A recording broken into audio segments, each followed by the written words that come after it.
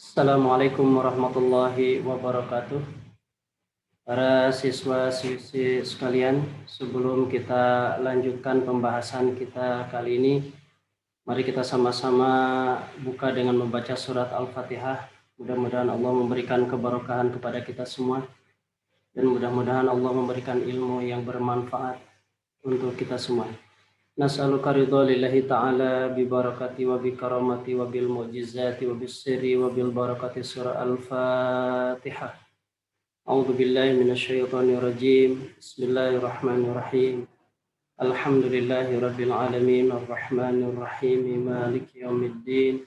Iyyaka na'budu wa iyyaka nasta'in. Ihdinas shiratal mustaqim. Shiratal ladzina an'amta 'alaihim ghairil maghdubi 'alaihim waladdallin. Rabbighfirli wa liwalidayya amin. A'udzu billahi bismillah alhamdulillah. Asyhadu an la ilaha illallah wa asyhadu anna Muhammadan abduhu wa rasuluh. Allahumma salli ala sayyidina Muhammad wa ala ali sayyidina Muhammad. Allahumma rabbi syrah li sadri wa yassir li amri wa hlul 'uqdatam min lisani yafqahu qawli. Allahumma zidna ilman nafi'a warzuqna fahman wasi'a wa amalan mutaqabbala bi rahmatika ya arhamar rahimin. Para siswa-siswi sekalian, pada kesempatan ini insya Allah kita akan membahas tentang masalah sholat. Dan masalah sholat ini sangat luas cakupannya. Jadi Bapak akan mempersempit materi ini hanya tentang kedudukan dan hikmah sholat. Para siswi sekalian, sholat sebenarnya tidak asing bagi kita semua, karena hampir setiap hari kita melaksanakan sholat, baik itu sholat wajib maupun sholat sunat. Tetapi mudah-mudahan dengan pembahasan sholat ini kita bisa menambah wawasan serta menambah keinginan untuk terus memahami, mendalami, dan mempelajari tentang sholat. Kenapa demikian? Karena sholat adalah merupakan afdholul ibadah, ibadah yang paling utama daripada ibadah-ibadah yang lain adalah sholat.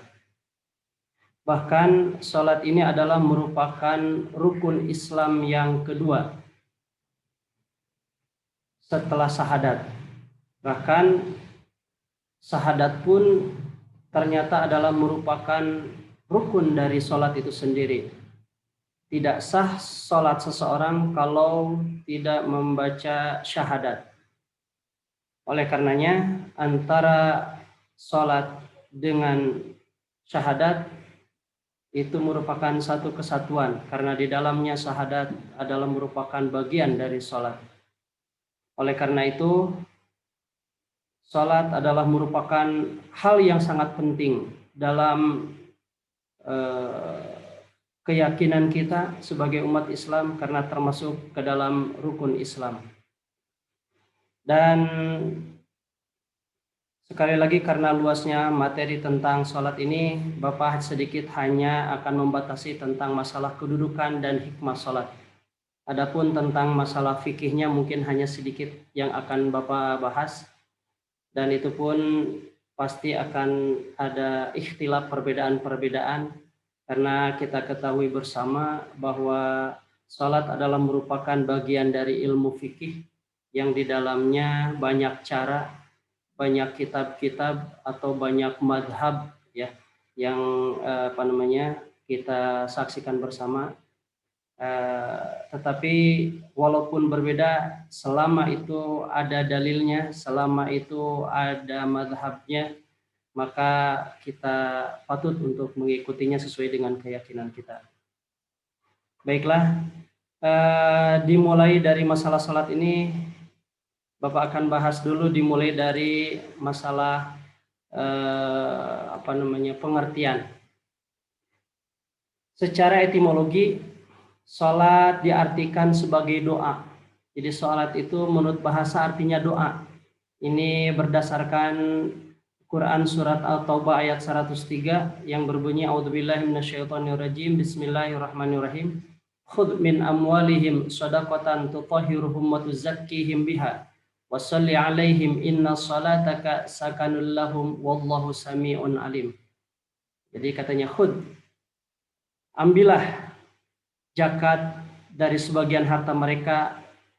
Dengan zakat itu kamu membersihkan dan mensucikan mereka. Kemudian kalimatnya ditambahkan wasalli alaihim, dan berdoalah untuk mereka. Jadi kata-kata sholli, kata-kata salat dalam ayat ini diartikan sebagai doa. Wasalli alaihim, dan berdoalah untuk mereka. Inna salataka, sesungguhnya doamu itu sakanul lahum, akan menjadi ketentraman jiwa mereka. Wallahu sami'un alim, dan Allah maha mendengar lagi maha mengetahui. Jadi oleh karenanya kita pernah mendengar bahwa salat itu diartikan sebagai doa. Ini ayatnya, yaitu berdasarkan surat At-Taubah ayat 103. Kemudian kenapa salat diartikan doa? Karena di dalam salat ternyata banyak sekali doa-doa yang dipanjatkan kepada Allah. Banyak sekali permohonan-permohonan yang di dalam sholat kita sampaikan kepada Allah. Di antaranya dalam setiap rakaat kita suka membaca surat Al-Fatihah.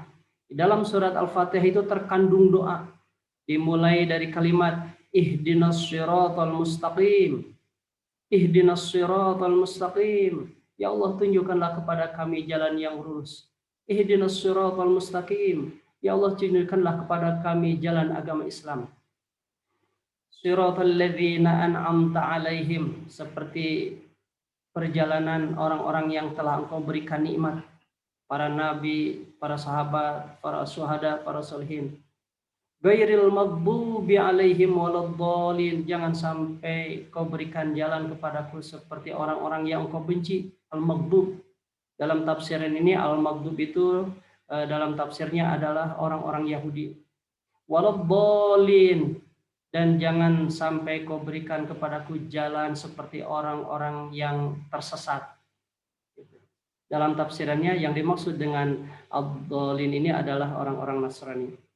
Jadi di dalam surat Al-Fatihah itu terkandung doa. Dan Al-Fatihah itu ada dalam sholat, oleh karenanya sholat merupakan doa permohonan kepada Allah. Juga mungkin dalam doa-doa yang lain, seperti kita ketika duduk di antara dua sujud. Jadi setelah sujud kita mengangkat kepala, itu pun doa. Rabbighfirli warhamni wazburni warfa'ni warzuqni wahdini wa'afini wa'afani. Rabbighfirli, ya Allah, ampunilah dosa-dosaku yang aku tahu bahwa perbuatan itu adalah dosa bagiku. Rabbighfirli, ya Allah, ampunilah dosa-dosaku. Warhamni, dan berikanlah rahmat kepadaku. Wazburni, dan cukupkanlah kebutuhan hidupku. Warfa'ni, dan angkatlah derajatku. Warzuqni, dan anugerahkanlah rizki kepadaku. Wahdini, dan berikanlah petunjuk kepadaku. Wa'afini, dan selalu sehatkanlah aku. Wa'afani, dan maafkanlah aku. Nah, itu terkandung doa. Oleh karenanya orang yang melaksanakan sholat itu sama dengan orang yang berdoa, sama dengan orang yang memohon kepada Allah. Oleh karenanya sholat diartikan, menurut para ulama, diartikan sebagai doa.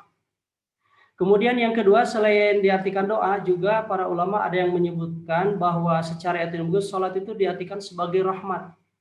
Ini diambil dari dalam surat Al-Ahzab ayat 43. A'udzubillahi minasyaitonirrajim. Bismillahirrahmanirrahim. Huwallazi yusalli 'alaikum wa malaikatuhu liyukhrijakum minaz zulumati ilan nur wa kana bil mu'minina rahima. Jadi kata-kata yusalli, huwallazi yusalli, dialah Allah, yusalli, yang memberikan rahmat alaikum kepadamu. Jadi kata-kata salat di sini diartikan salat, yusalli diartikan sebagai rahmat. Jadi huwallazi yusalli 'alaikum, dialah Allah yang memberikan rahmat kepadamu.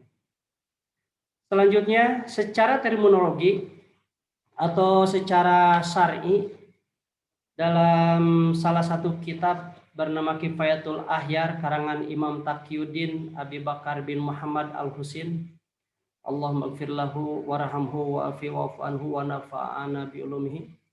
Beliau mengatakan wa fi syar'i, As-salatu hiya ibaratun an aqwalin wa af'alin muftatahatun bitakbirin wa muhtatamatin bitaslimi bisyurutin. Jadi wa fi syari, dan menurut syara secara terminologi, salat itu adalah ibaratun, satu ungkapan, an aqwalin, dari ucapan-ucapan, wa af'alin, dan perbuatan-perbuatan, muftatahatun, yang dimulai bitakbiri, dengan takbir, yaitu mengucapkan Allahu Akbar, muhtatamatin, dan diakhiri bitaslim, dengan ucapan salam, bisyurutin, dengan syarat. Jadi berdasarkan terminologi ini, bahwa salat itu di dalamnya ada ucapan-ucapan, ada perbuatan-perbuatan yang diawali dengan takbir dan diakhiri dengan salam, berikut dengan syarat-syaratnya. Bahkan dalam penjelasan ulama-ulama yang lain menyebutkan bahwa salat itu mengandung 3 unsur, 3 rukun yang sangat penting yang harus dipahami. Yang pertama ada rukun qauli, yaitu ucapan-ucapan.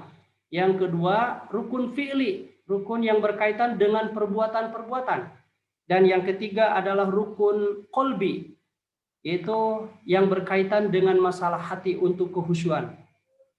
Jadi yang pertama adalah qauli, rukun qauli. Jadi salat itu harus benar ucapan-ucapannya, dari mulai mengucapkan Allahu Akbar sampai mengucapkan salam terakhir. Dan berapa banyak orang-orang Islam yang sholat tanpa ilmu. Bahkan sebutkan amaluhu mardudatun la tuqbalu. Amalnya itu tidak diterima, bahkan ditolak oleh Allah. Kenapa? Dia sholatnya tanpa ilmu. Di antaranya apa? Rukun qaulinya tidak benar. Contohnya apa? Contohnya ketika kita di dalam sholat membaca Al-Fatihah. Ketika kita membaca surat Al-Fatihah, maka harus benar tajwidnya, harus benar makhorijul hurufnya, ada bacaan madnya, ada bacaan gunahnya, ikhfanya, idghamnya, kemudian ada bacaan wasolnya. Itu mungkin ketika taraweh kita mendengar ada imam yang membaca surat Al-Fatihah diwasolkan, tapi dia tidak paham cara mewasolkannya. Ketika membaca Bismillahirrahmanirrahim, Alhamdulillahirabbil alamin, Arrahmanirrahim, bacaan wasol tapi tidak diwasolkan. Yang harusnya membacanya huruf yang terakhirnya jangan dimatikan. Bismillahirrahmanirrahim, Alhamdulillahirabbil alamin, Arrahmanirrahim, begitu ya. Kemudian ketika imam lagi membaca surat Al-Hakumut Takatsur, gitu, dia diwasolkan tapi bacaannya tidak diwasolkan, gitu. Kalau mau dipisah, Al-Hakumut Takatsur hatta zurtumul maqabir. Kalau membacanya seperti ini, Al-Hakumut Takatsur hatta zurtumul maqabir, maka itu hukumnya salah. Jadi cara membaca Quran salah, maka bisa jadi dosa. Ketika kita membaca Quran, apalagi surat Al-Fatihahnya salah, yang merupakan salah satu rukun dalam sholat, maka otomatis rukun sholatnya yang bernama Al-Fatihah tidak benar, maka sholatnya pun tidak benar. Maka oleh karenanya harus diperbaiki, harus dipelajari bagaimana rukun-rukun qauli, ucapan-ucapannya itu. Yang kedua rukun fi'li, yaitu gerakan-gerakan dalam sholatnya. Dimulai dari takbiratul ihram, mengangkat kedua tangan, ya, sampai ruku, sampai sujud, ya. Jadi ketika kita sujud, nah ketika kita sujud, maka di dalam pembahasan fikih tentang sujud itu ada a'dha'us sujud, anggota-anggota sujud yang jumlahnya ada 7. Di antaranya adalah yang pertama jabhatuhu maksyufatan. Di antaranya ini. Di antaranya kening, atau bahasa kitanya jidat, maksyufatan, harus terbuka. Tidak boleh ada yang menghalangi kening kita ketika sujud. Walaupun cuma 1 helai rambut. Maka kalau sujudnya tidak sah, maka otomatis sholatnya juga tidak sah. Gara-gara sahlai rambut. Sedangkan kita lihat orang-orang yang tidak memakai peci, rambutnya panjang. Dia melaksanakan sholat, subhanallah. Gitu. Jadi mereka sholat tetapi hanya sekedar sholat, tidak memakai ilmu. Nah inilah pentingnya kita mempelajari tentang fikih, mempelajari tentang bagaimana tata cara sholat. Makanya tidak boleh berhenti dalam belajar.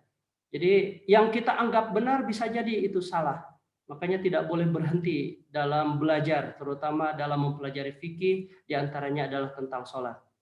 Jadi yang pertama ini jabhatuhu maksyufatan, ini keningnya, jidatnya harus terbuka, kecuali kalau orang yang botak. Kecuali kalau misalkan rambutnya pendek, tidak menghalangi jidatnya. Nah begitu. Maka kalau rambutnya panjang, maka usahakan supaya jabhatuhu maksyufatan, supaya keningnya itu tidak tertutup oleh rambut. Maka di dalam kaidah usul fikih disebutkan al-amru bi syai' amrun bi wasailihi hukmul maqasid. Jadi kemudian kaidah yang lainnya la yatimul wajibu illa bihi wa fahuwa wajib. Tidak sempurna satu kewajiban kecuali dengan sesuatu, maka sesuatu itu hukumnya wajib. Jadi kalau rambutnya panjang supaya sujudnya sah, maka tidak ada cara kecuali ada peci. Nah, maka memakai peci untuk menghalangi rambut itu hukumnya wajib. Kalau tidak ada peci, apa saja yang supaya ketika sujud tidak terhalang oleh rambut, maka itu hukumnya wajib apa saja gitu. Jadi ini disebut dengan rukun fi'li, ya, perbuatan-perbuatan, gerakan-gerakan sebagainya gitu. Kemudian rukun kolbi, hati. Nah ini rukun kolbi ini adalah kehusuan kita. Jadi untuk memahami, memaknai gerakan-gerakan ucapan kita, jangan sampai ketika kita membaca Al-Fatihah, kita tidak paham dengan Al-Fatihahnya. Ya kita belajar. Jadi ketika kita membaca ihdinas shiratal mustaqim, jadi kita memaknai dalam hati kita bahwa ini sedang berdoa, ihdinas shiratal mustaqim, ya Allah tunjukkanlah kepada kami jalan yang lurus begitu. Jadi hati memaknai gerakan dan ucapan-ucapan kita. Gitu. Baik, untuk selanjutnya apa dalil diwajibkannya sholat? Sebenarnya banyak sekali dalil-dalil yang diwajibkan sholat, di antaranya ini adalah surat Al-Hajj ayat 77. Allah berfirman, A'udzubillahi minasyaitonirrajim, Bismillahirrahmanirrahim. Ya ayyuhalladzina amanu rka'u wasjudu wa'budu rabbakum waf'alul khaira la'allakum tuflihun. Hai orang-orang yang beriman, irka'u, rukuklah kamu, wasjudu, dan sujudlah kamu. Jadi maksudnya salatlah kalian, wa'budu, dan sembahlah Tuhanmu, waf'alul khaira, dan berbuatlah kebaikan la'allakum tuflihun, agar kamu mendapatkan kemenangan.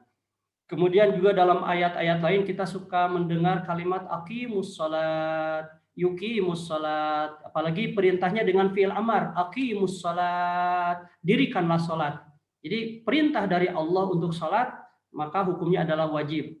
Dalam usul fikih disebutkan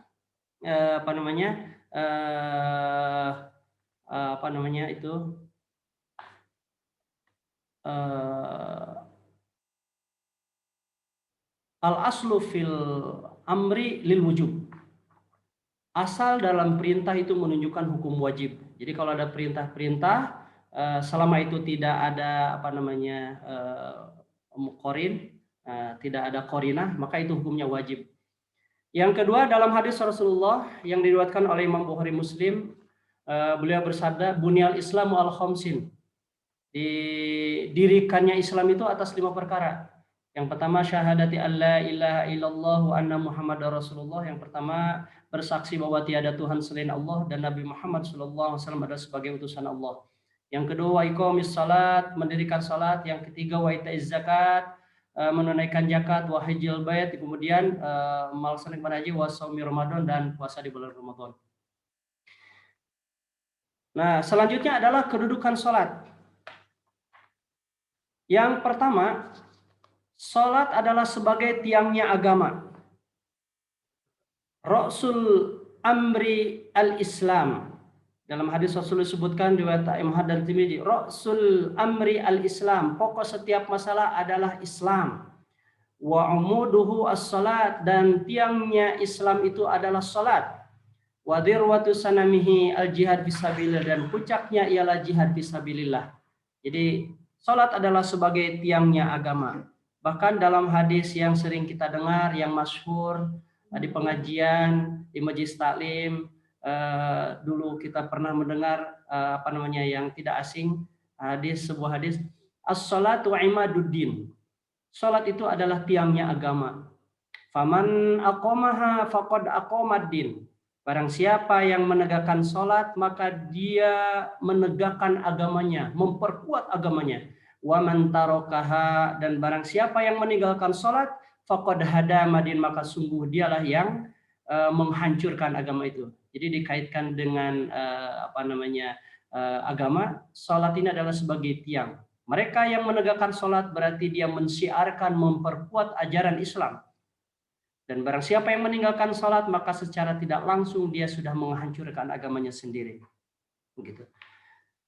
Kemudian yang kedua, salat adalah merupakan ibadah yang pertama kali diwajibkan.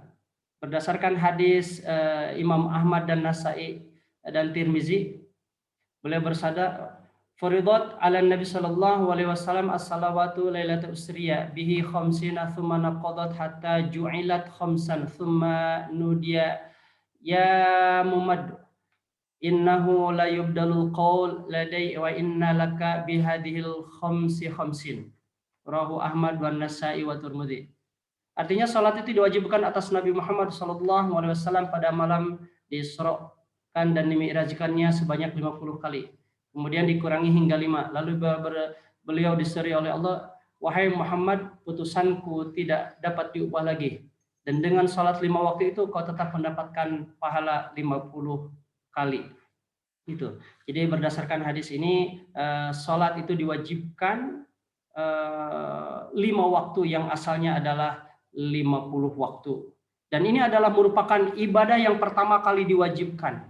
Ya, sebelum puasa, sebelum haji, sebelum zakat dan sebagainya. Kemudian selain itu, ibadah salat ini juga diwajibkan kepada umat Islam 5 kali dalam sehari. Ya, 5 kali itu dalam sehari. Zuhur, asar, maghrib, isya, subuh, ya. Kepada siapa? Kepada orang-orang yang mukallaf. Ya, kepada orang-orang yang mukallaf. Bahkan kepada para orang tua, Rasulullah menegaskan untuk menyuruh, mendidik anaknya mulai dari 7 tahun. Bahkan mendidiknya lebih keras lagi kalau sudah sampai 10 tahun walaupun mereka belum mukallaf. Tetapi ini adalah pendidikan supaya mereka memahami betapa pentingnya sholat dalam kehidupan ini. Dan ibadah ini istimewa. Ibadah ini diwajibkan kepada umat Islam sampai dia meninggal dunia. Ya, sampai meninggal dunia walaupun sakit, walaupun tidak bisa berdiri, walaupun dia sambil tidur, tetap wajib sholat. Dan sholat tidak boleh diwakilkan kepada siapapun. Kecuali untuk orang yang memang gila, kecuali orang yang lupa, dan memang orang yang tidur dia ketiduran, ya. Kecuali kalau tidurnya disengaja, itu tidak boleh. Bahkan keistimewaan lain dalam ibadah sholat ini, ketika Rasulullah Shallallahu Alaihi Wasallam mau wafat, dalam akhir-akhir hidupnya beliau mewasiatkan kepada waktu itu Siti Fatimah. Wasiat untuk umat Islam ternyata adalah sholat. Beliau mengatakan, as-salat, as-salat, as-salat. Wahai umatku, sholatlah, sholatlah, sholatlah. Wa ma malakat aimanukum, dan jaga hamba-hamba sahajamu. Ini betapa pentingnya sholat. Ya. Jika dikatakan sholat itu adalah ibadah yang paling utama, ibadah yang paling istimewa. Kemudian yang ketiga, kedudukan sholat adalah sebagai ibadah yang pertama kali dihisab. Rasulullah bersabda, inna awwala ma yuhasabu bihil abdu yaumal qiyamah as-salat. Sesungguhnya yang pertama kali dihisab atas seorang hamba di hari kiamat nanti adalah sholat. Jadi yang pertama kali nanti akan diperhitungkan setiap manusia yang hidup di muka bumi ini adalah sholatnya. Dalam hadis yang lain disebutkan, idza saluhat saluha sairu amali, wa idza fasadat fasada sairu amali. Idza saluhat, kalau sholatnya benar, sholatnya dilaksanakan, maka saluha sairu amali, maka akan benarlah, akan diterimalah seluruh amal ibadah yang lain. Akan diterima sedekahnya, akan diterima bacaan Qur'annya, akan diterima puasanya, ada diterima hajinya, akan diterima amal-amalan ibadah yang lain kalau sholatnya diterima. Wa idza fasadat fasada sairu amali. Tetapi kalau sholatnya rusak, apalagi ditinggalkan, maka tidak akan diterima seluruh amal ibadahnya. Inilah pentingnya sholat. Ya, yang pertama kali akan dihisab, diperhitungkan oleh Allah. Oleh karenanya, jangan tinggalkan sholat dan selalu untuk mempelajari, mengkaji, memahami dan mendalami tentang hakikat makna sholat, termasuk mempelajari tentang fikih-fikih sholat. Dalam bahasa lain mungkin sholat ini adalah sebagai wadah. Jadi semuanya tidak akan terbawa, sedekahnya tidak akan terbawa, kemudian yang lainnya tidak akan terbawa kalau sholatnya tidak ada. Jadi sholat merupakan wadah untuk menampung seluruh amal ibadah yang lain. Kemudian yang keempat, kedudukan sholat adalah sebagai garis pemisah antara orang muslim dan orang kafir, orang mukmin dan orang kafir. Rasulullah bersabda, bainar rajul wa bainal kufri tarkus sholat. Jadi bedanya antara orang laki-laki muslim dengan orang kafir adalah ketika meninggalkan sholat. Makanya kalau orang muslim ya sholat. Kalau cirinya orang yang bukan muslim, ya berarti dia tidak sholat, begitu. Jadi kalau orang Islam sholat, kalau tidak sholat berarti bukan Islam. Lalu bagaimana dengan yang sholat kadang-kadang? Nah, sholat kadang-kadang. Rasulullah menyampaikan, man taraka sholatan muta'ammidan faqad kafara zihran. Orang yang meninggalkan sholat dengan disengaja itu sudah menjadi kafir. Ketika sholat berarti dia syahadat lagi, masuk Islam lagi, gitu. Dia harus bertobat. Kemudian ada lagi orang-orang yang melalaikan sholat sampai mengakhir-akhirkan waktu sholat. Nah, ini diancam oleh Allah. Itu surat Al-Maun. Ara'aital ladzi yukadzibu biddin. Tahukah engkau orang-orang yang mendustakan agama? Yang di antaranya adalah fawailul lil musallin. Itu neraka bagi orang-orang yang sholat, alladzina hum fi sholatihim sahun, orang yang melalaikan dalam sholatnya.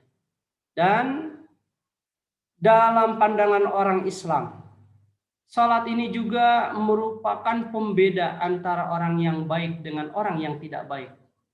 Oleh karenanya, bagi seseorang yang ingin berteman, kalau ingin tahu teman kita baik atau tidak, lihat saja dia suka sholat atau tidak.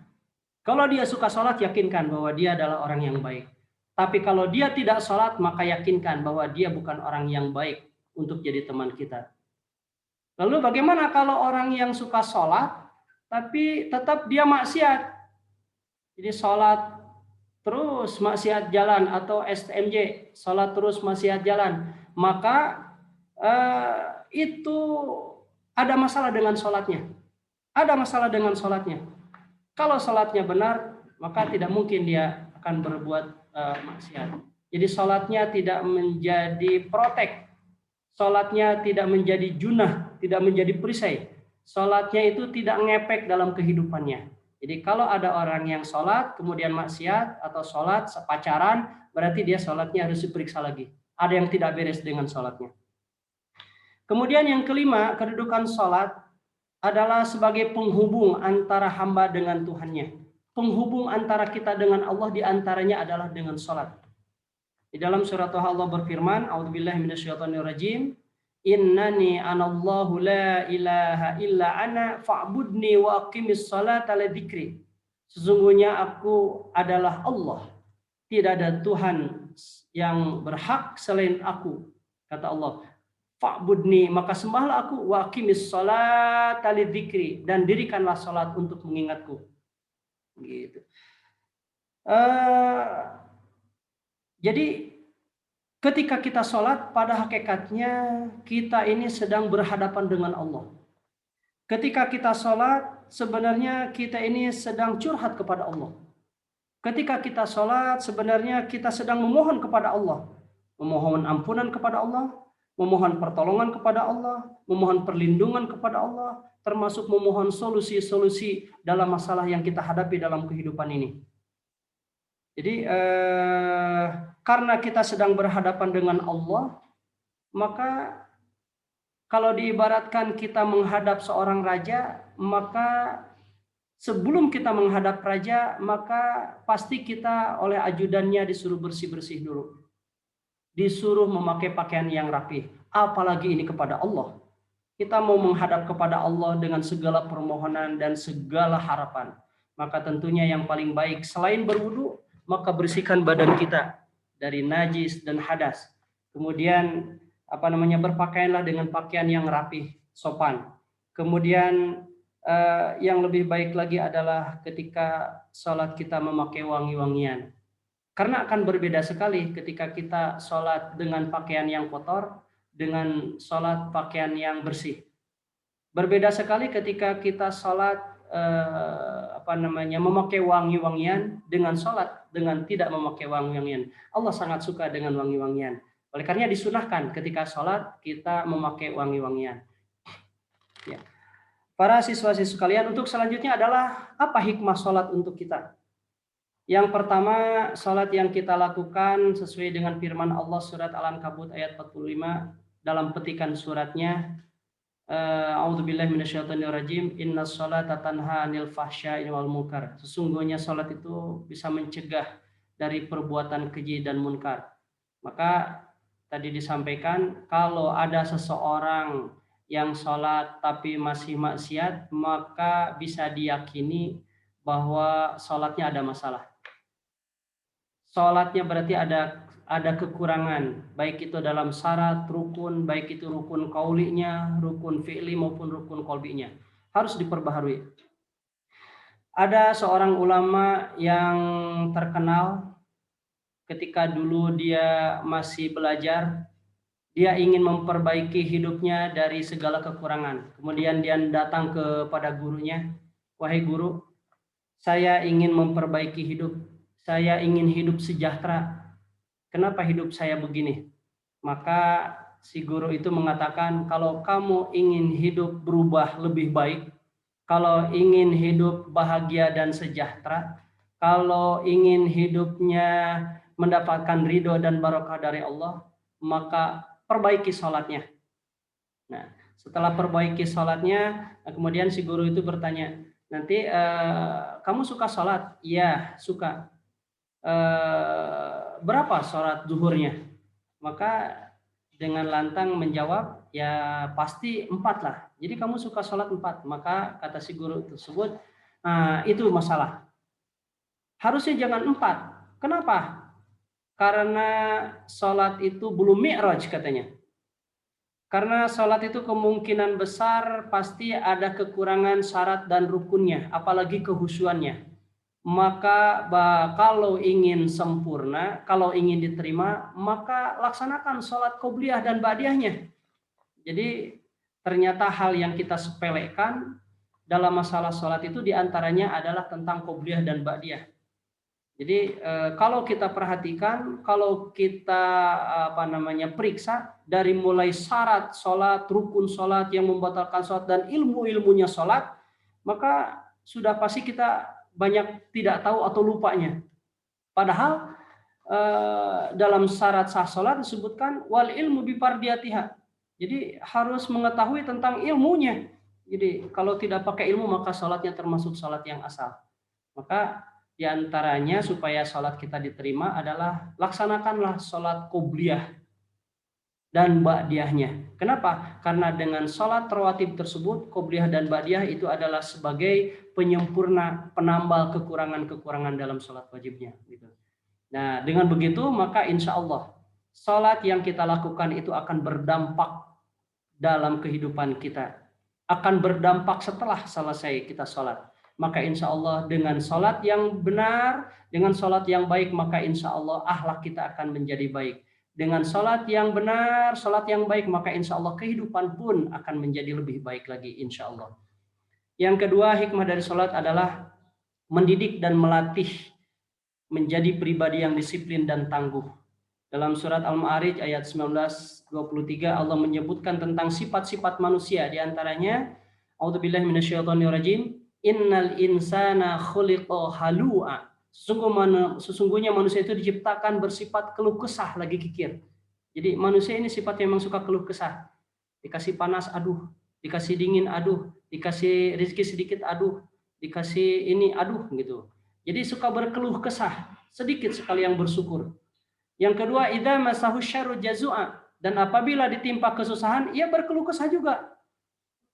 Tidak meyakini bahwa itu adalah dari Allah. Wa idza masahul khairu manua, dan apabila ia mendapat kebaikan, ia kikir. Seolah-olah itu adalah hasil keringat dia, sayang kalau diberikan kepada orang lain. Nah, ini sifat-sifat manusia. Keluh kesah, kikir, berkeluh kesah, apalagi segala macam. Kata Allah, illal musallin, kecuali orang-orang yang suka sholat. Jadi orang-orang yang suka sholat itu insya Allah dia tidak akan banyak berkeluh kesah. Jadi keep smile anywhere. Nah, tersenyum gitu. Kenapa? Karena semuanya Allah yang mengatur. Selama kita melaksanakan sholat, berusaha untuk memperbaiki sholat, maka insya Allah kehidupan kita pun akan lebih baik lagi. Ilal musallin katanya. Jadi orang tidak akan keluh kesah, tidak akan kikir dan sebagainya kalau kita sholat. Alladzina hum sholati ala sholatihim daimun. Orang-orang yang tetap dalam mengerjakan sholatnya. Para siswa sekalian, untuk selanjutnya, hikmah dari sholat yang kita lakukan adalah agar kita selalu mengingat Allah. Dalam surat Allah berfirman, innani anallahu la ilaha illa ana fa'budni wa qimis sholata lidzikri. Sesungguhnya aku ini adalah Allah, tidak Tuhan yang hak selain aku, maka sembahlah aku dan dirikanlah salat untuk mengingatku. Di dalam salat kita suka menyebut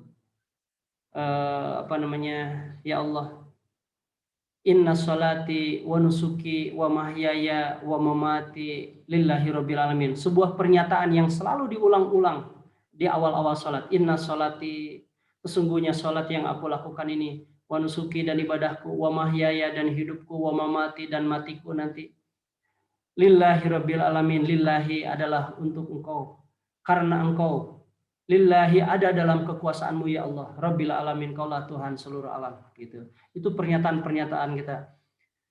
Inna sholati wa nusuki wa mahyaya wa mamati lillahi rabbil alamin, la syarika lahu, tidak ada sekutu bagimu ya Allah. Wa bidzalika umirtu, dan oleh karena itu aku diperintah. Wa ma ana minal musyrikin. La syarikalahu wa bidzalika umirtu wa ana minal muslimin wa ana minal, dan aku adalah termasuk orang yang berserah diri. Gitu. Inna sholati wa nusuki wa mahyaya wa mamati lillahi rabbil alamin, la syarikalahu wa bidzalika umirtu wa ana minal muslimin. Ya. Jadi kemudian wa ma inna sholati wa nusuki wa mahyaya wa mamati lillahi rabbil alamin, la syarikalahu wa bidzalika umirtu wa ana minal muslimin, dan aku adalah termasuk orang-orang yang berserah diri. Kemudian hikmah yang keempat dari sholat adalah hati akan menjadi tenang. Dalam petikan surat Ar-Ra'd ayat 28 Allah berfirman, ala bidzikrillahi tatmainul qulub. Ingatlah, hanya dengan mengingat Allah hati akan menjadi tentram. Jadi kalau orang yang tidak suka sholat, maka bisa dipastikan hatinya tidak akan tentram. Orang yang sholatnya gak benar, maka ya hatinya gak tenang juga. Oleh karenanya perbaiki sholat supaya hati kita menjadi tenang, tentram, adem, ayem gitu. Kemudian yang kelima, hikmah dari sholat adalah merupakan bentuk ketaatan kepada Allah Subhanahu wa taala. Allah berfirman dalam surat Az-Zariyat 56, "Wa ma khalaqtul jinna wal insa illa liya'budun." Dan aku tidak menciptakan jin dan manusia melainkan supaya mereka menyembahku. Maka tidak ada cara dalam hidup ini kecuali kita melaksanakan perintah Allah. Perintah yang paling utama diantaranya adalah sholat yang 5 waktu. ibadah yang paling utama, penghambaan yang paling utama ternyata itu adalah sholat. Para siswa-siswi sekalian, itulah mungkin sekilas materi yang bisa Bapak sampaikan tentang sholat.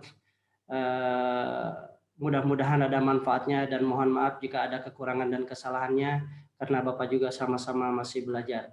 Dan kita tutup dulu dengan doa kifaratul majlis. Bismillahirrahmanirrahim. Subhanakallahumma wa bihamdika asyhadu an la ilaha illa anta astaghfiruka wa atubu ilaik. Walhamdulillahirabbil alamin. Walafu minkum wassalamu alaikum warahmatullahi wabarakatuh.